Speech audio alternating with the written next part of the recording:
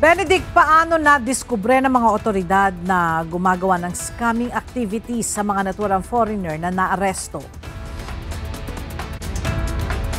Magandang tanghali, Ella. Ayon nga sa Bureau of Immigration ay nakatanggap sila ng ulat mula sa PNP CIDG na mayroon umanong isang Chinese national yung nagpadala ng distress message para isabihin yung kanyang kalagayan.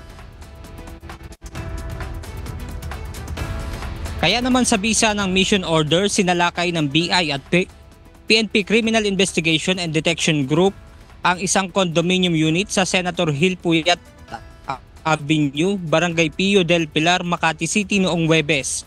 Dito nadatna ng mga otoridad ang nasa 86 na foreign nationals na kinabibilangan ng 82 Chinese, 3 Malaysians at 1 Vietnamese national.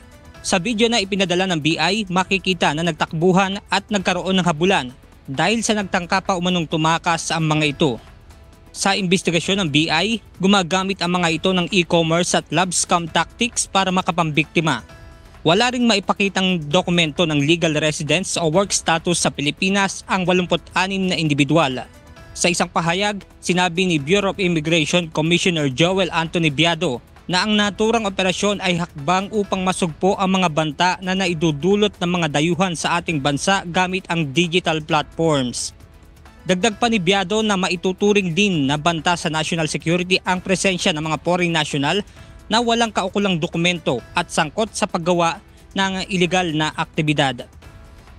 Ela, sa ngayon ay sumasailalim sa booking process itong mga nahuling foreign national at nakatakda namang dalhin sa BI Wardens Facility sa Camp Bagong Diwa sa Taguig City.